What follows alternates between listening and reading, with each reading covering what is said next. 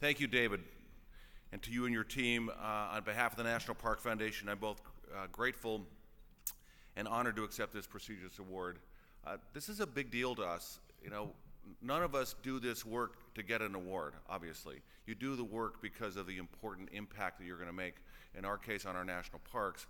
But to take a moment to reflect on kind of what it went into, the hard work, the ups and the downs along the way, a little bit of luck here and there to arrive at this place and to be acknowledged like we are, we really appreciate it. So thank you very much. So I want to begin by asking all of you to think back to your own lives, your own experiences with family and friends in the national parks. Packing up the car for a road trip through long highways, taking you somewhere you've never been before. Perhaps you remember a moment of connection to a remarkable place. Maybe it was what you saw at the rim of the Grand Canyon, the shifting colors on rock walls, the sheer enormity of the place. Or perhaps it was what you felt walking across the same floorboards that Martin Luther King Jr. walked in the home where the civil rights leader was born and spent his formative years. Moments make an impression on us, and it's what we do with these moments that makes all the difference. Long before I arrived at the National Park Foundation, I too was a kid in the crowded car, exchanging elbows with my 5 siblings, mind you, and embarking on my own road trip. Both of my parents were smokers, and the windows were mostly up, as I recall. I was finding inspiration at places like Cape Cod National Seashore, Mesa Verde National Park, and Point Reyes National Seashore. Now it's my job to inspire people to connect with and protect our America's national parks. As you can imagine, I love my job. A few weeks ago, David asked if I would provide a peek behind the curtain to share how the National Park Foundation leveraged an incredible moment in its history and continue to grow. So I'm hoping to do that and share some stories so that you all, on whatever side of the equation you're on this, can learn from what we may have experienced in a good way. You may recall that back in 2016, as David recognized, the nation celebrated the 100th birthday of our national parks.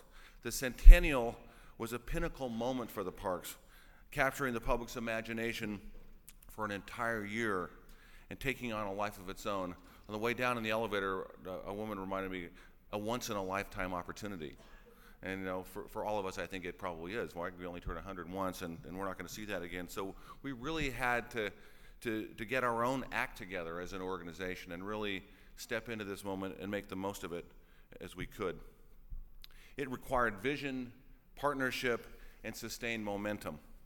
And I'd like to share with you how the National Park Foundation took a deep breath, rolled up our sleeves, and reimagined what is possible for the national parks and our partners. So the centennial prompted the National Park Foundation to think bigger.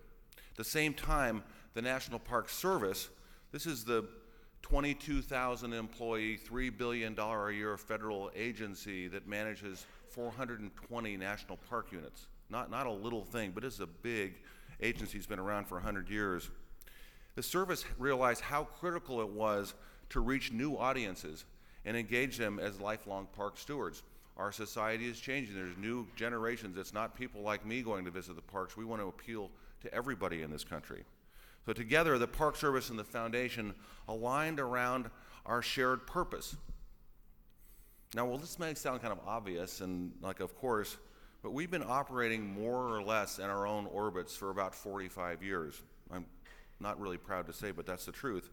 This very basic and powerful shift provided a new basis from which our work could evolve. And of course, we understood the role that corporate partners might be able to play as well. We expanded our approach to create a corporate partnership program flexible enough to utilize the unique skills and resources of the business sector to meet some of the biggest challenges in the parks. That approach is now our mindset. It's infused in everything that we do. The National Park Foundation set ambitious goals while learning and adapting our practice along the way, in line with the theme of this conference, to make good work. To give you some background, prior to the National Park Centennial, the foundation had a small corporate partnership program that was generating roughly $3 to $6 million a year through cause marketing promotions, licensing deals, event sponsorships, and corporate foundation grants. As the foundation's partnership work ramped up around the Centennial, it became clear that the goals of our corporate partners were evolving too, evolving away from transactional philanthropy toward a model that leverages their own brand value to drive engagement. We recognized the untapped potential of our corporate relationships, and we began to embrace the understanding that corporations bring so much more to the table than just dollars.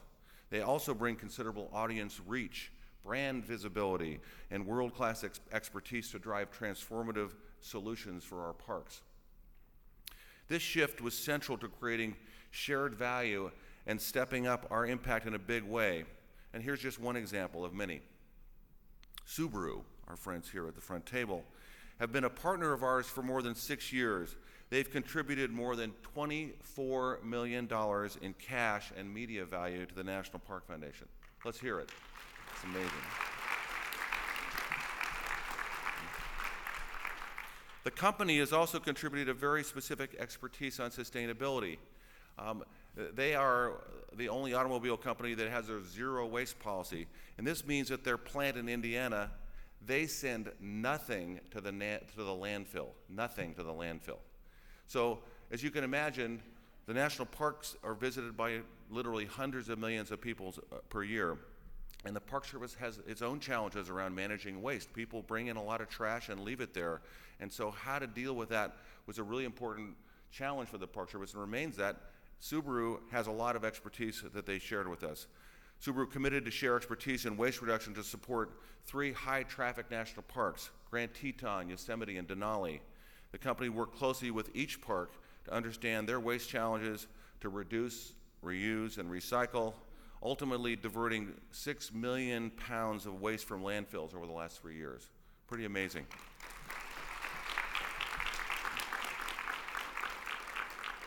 National parks are now looking at expanding these best practices to have an impact all across the national park system, all 420 units. So thank you again, Subaru, for that great support.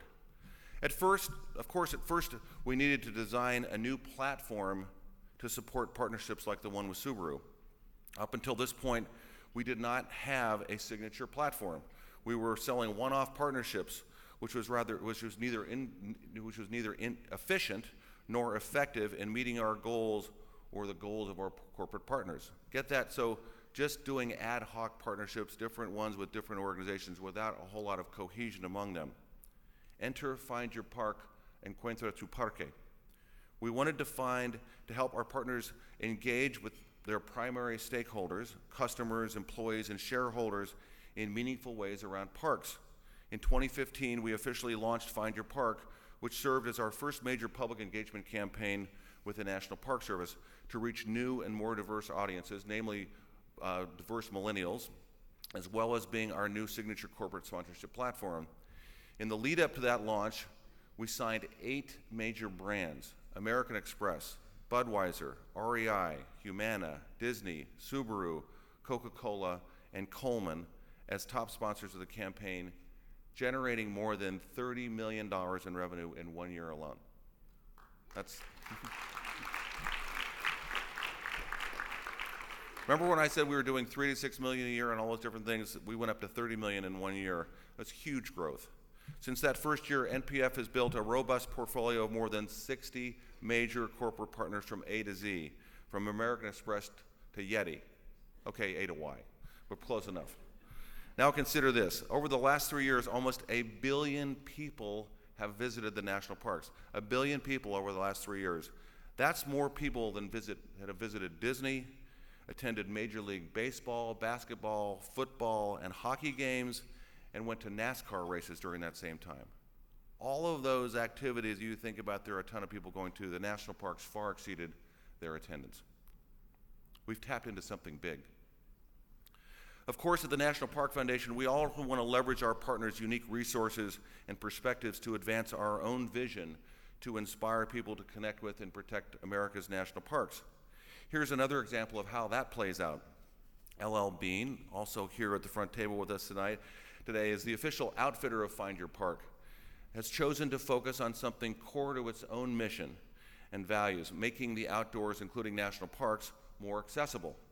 They invite us all to be an outsider. B-E-A-N, outsider. L.L. Bean, get it? It's a very clever thing, and we are working that message. That's a goal shared by the National Park Foundation and the National Park Service too. Of course, we want to get people out to explore the national parks. And based on the strength of their heritage brand, LL Bean is uniquely positioned to introduce new people to the benefits of spending time outside, hiking, camping, canoeing, and fishing, also in national parks. And a third example has to do with our friends at Union Pacific. You know, in some ways, LL Bean is an obvious partner, and we do that, but Union Pacific, not necessarily so. The history of the national parks, however, is intertwined with the American West, and the railroads played an integral part of that history. Union Pacific was instrumental in building lodges in our national parks, as well as bringing people from across the country to visit them. They provided the original, transportation routes to get to national parks. As a B2B company, Union Pacific came to us because they were interested in finding ways to engage and target communities along their rail lines. As a partner of Find Your Park, they're supporting field trip programs, providing kids, mostly early elementary age kids, in those communities with opportunities to visit parks. These are just a few examples of how the National Park Foundation works with brands on custom strategies that meet our own shared goals and amplify the positive impacts companies make to parks and park visitors.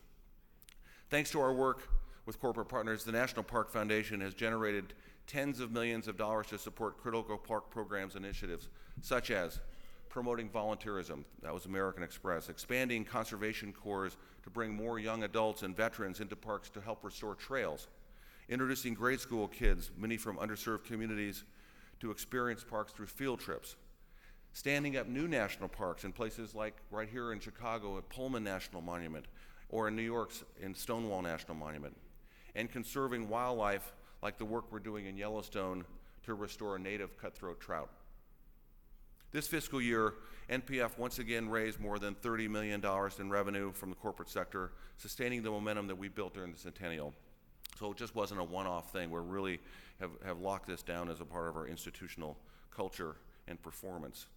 Of course, we've learned a lot along the way, and it's something David encouraged me to do, is to talk a little bit about, this wasn't a straight line to success. As we all know, part of how you succeed and get better is by failing along the way a little bit, and so we certainly have had our own set of challenges. I'll be honest with you, we've wrestled with some difficult questions along the way. My guess is that some of these will sound familiar to many of you in the room. Like, for instance, how should we handle exclusivity? We had 6 or 7 automobile companies, for instance Subaru, who wanted to work with us, and so how do we balance? Our mission is to generate as much support as we can while also honoring the relationship we have with a partner as good as Subaru. Our partnerships, are they priced at the right level? My board is constantly saying, we're underpricing, or you're giving these people a too good a deal, whatever, but we're actually taking a step back to really understand how do we, what is the right level of support that we should be working to create with our corporate partnerships. And frankly, I'm fine with us, in fact, probably starting low and moving up and earning our way to a higher level and demonstrating that we have the capacity to perform and give corporations great value. Should we focus more on large activations or on developing rich content, both of which require significant investment of time and resources? We're still working through these questions to help us better serve our mission and meet our corporate partners' goals. And I want to thank all of our corporate partners, frankly, for being willing to experiment with us along the way and for sharing their input as our programs continue to evolve. Of course, we could not have succeeded without the National Park Service's willingness to embrace the centennial as its own moment to experiment with a new approach to corporate partnerships at the national level. This was new for our federal agency. They are not used to doing things like this. And in fact, there's a built-in resistance, the idea that our parks are being sold off to the highest bidder. This is a constant agitation in the community. And so we had to make sure we did it right and found a comfort zone for the Park Service to advance us with us on. Being able to do partnerships at a national scale enabled us to explore new business sectors. and to consider new types of strategic partnerships for the benefit of national parks. For the first time, we were able to offer unprecedented corporate partner recognition across 400 plus national parks in the system. That's huge. Usually it was just a single park at a time that got that kind of recognition, and this now we're able to do system-wide recognition. The National Park Service enabled in-park custom activations, co-branded product licensing, and joint marketing promotions at a scale that had not been possible before. But all this took time and patience. Trying to align interest of a large federal agency, a relatively small nonprofit, and a large corporation was not always easy. Not every partnership we wanted ended up working, mostly because the mission fit wasn't there. That was a part of our experiment too, being willing to walk away when a proposed partnership was simply not a good fit. And I made this point yesterday on a podcast. You just have to be able to walk away. Don't chase the money. If it's not aligned with your purpose, it's a dangerous path to go down. Another part of the experiment was to expand our thinking about where to look for partnership. Of course, the natural alignment with companies like LL Bean, North Face, and REI is pretty clear, but there are many other corporate sectors whose brands also align with national parks. With the support of the National Park Foundation's board, we recognize the need to engage some experts to help us figure this out and how to evolve our work with corporations. Along the way, we enlisted Gray Advertising to build and promote Find Your Park's robust storytelling platform, and Burrell Communications to develop Stand Where the Hero Stood, a new creative platform to help us and our corporate partners reach new audiences. We worked with our good friend and yours, Karen Wu from Perlman & Perlman, to develop new, more sophisticated contracts and procedures, kind of the blocking and tackling of this effort. And I'm sure we're not the only ones in this room who sleep better at night knowing that Karen makes sure that we're staying out of trouble, which is not always easy to do. Catalyst, now Accelerist, who's also here today, helped us define our audience and how we can leverage them as an asset to build relationships in new industry sectors. And our newest partners at CSM Lead Dog are helping us develop Corporate Program 2.0. What has emerged is a stronger and more diverse corporate program that provides a variety of ways for companies to engage their stakeholders in the shared purpose of our national parks. That in turn has allowed us to consider new possibilities to align our mission to support the national parks in a much wider range of potential corporate partners, including some that might surprise you. A great example from the technology sector is Niantic, the developer of Pokemon Go. We've worked with them to leverage technology to steer park visitors looking for critters to a wide variety of national parks while meeting Niantic's objectives to inspire people to be part of a larger active community. During an activation in one of our iconic Western national parks, the director of the National Park Service, who was participating, had to remind the people that were playing to look up at the beauty around you.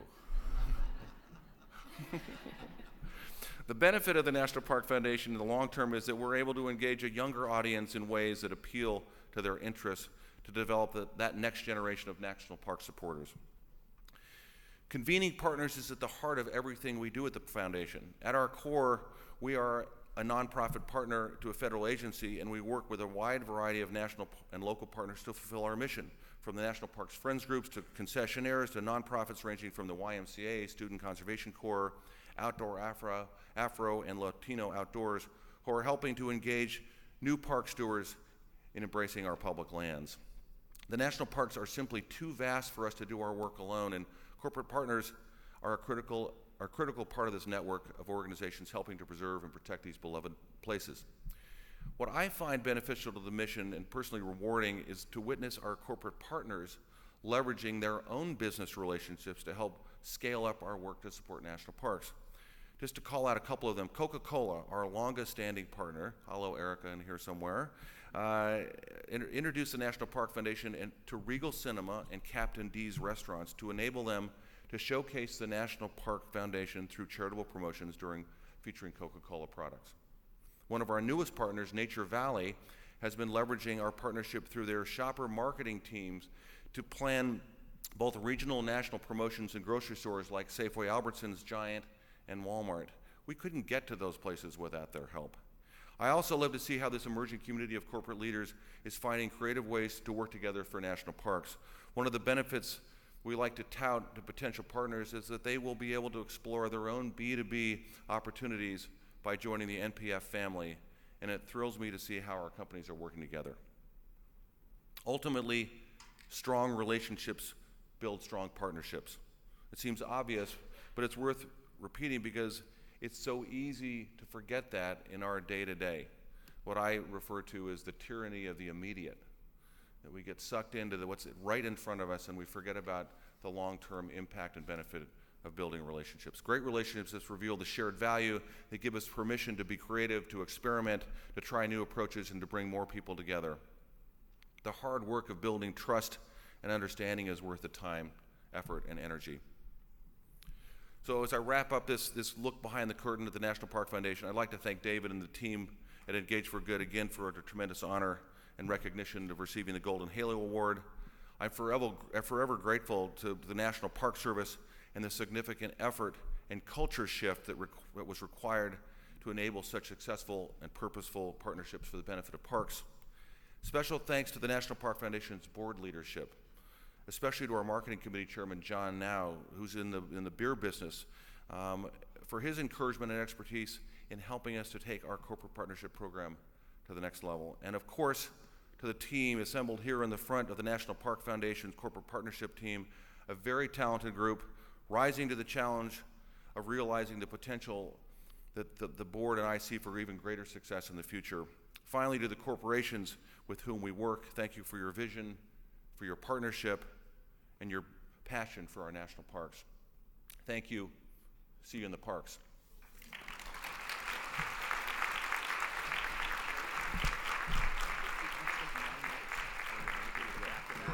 There we go. They're there. Thank you so much. So wait, you don't get away so easy. All right. Nobody leaves. You know, I learned from Mike Wallace on 60 Minutes. While you got them, you grab them. So two quick questions. Yes, sir. One is, this is probably a very complex question, but so many of the organizations out here work with federated groups or work with another group. You work with the federal government. Right. And my old impression was that attitude of we can't give it away really stymied the organization. Is there something that you can point to or explain to us kind of how that consciousness change happened? Yeah, sure. It's a great question, and I think that everyone in the room would agree that it would not be appropriate for there to be a giant banner as you go into Yosemite National Park that says Yosemite National Park brought to you by Starbucks, right? No, we don't want that. And so that was the boogeyman, if you will. That was what we didn't want to achieve, and yet we stepped back from that sort of the public dialogue that was saying don't do that kind of thing, to work with the Park Service to find some ways that comfortably we could move into this space. And I would say, David, that in many ways it was the incremental approach. We had some existing partnerships with companies like Coca-Cola around for 50 years that we've been doing that everybody agreed were a good thing. But to take this to the next level really required a leap of faith with our corporate partners, frankly. And what they got, frankly, at the nationwide recognition was their bug on a Find Your Park poster in every visitor center in every park around the country, and it was about this big, okay? And so that was something that they became okay with because there were lots of other things that we were able to do, other kinds of promotions, other kinds of ways to amplify the partnership, but that was the thing that we could do in the parks. And it wasn't huge, but it was a part of a package of things we did, and I'd say that the Park Service's willingness to kind of step over a line that had not been stepped over really forever was really the difference maker. Fabulous. And then a quick one, Yes. Your wish list. If we could get together, I hope you'll be with us next year when we get together, what would you love to see you working on with a corporation that could bring something wonderful to the parks? Well, it's something that I've thought a bit about because it feels like we've evolved our partnership and we have these amazing relationships with Subaru and Coca-Cola and LL Bean among others. But I think we'd like to be able to have a national level partner that has the capacity to make a major dent in a program like Open Outdoors for Kids. So there are 1 million Title I fourth graders in our country. The Park Service and the federal government has a program that says there's a free pass for every fourth grader and their family to go to a national park or other public lands. We would like to have virtually every Title I fourth grader, these are kids that are economically disadvantaged, have a chance to go to a national park. We need a corporation to step up and say, we'll do half of that every year for the next 10 years. That's the kind of transformative corporate relationship that we would like to have so that we can make a serious long-term impact on, frankly, a population that we need to be there for us in the future that has every right to appreciate and enjoy the parks as those of us who are more advantaged can enjoy. Great. Thank you Thank so you. much, Will. Thank you. Thank you.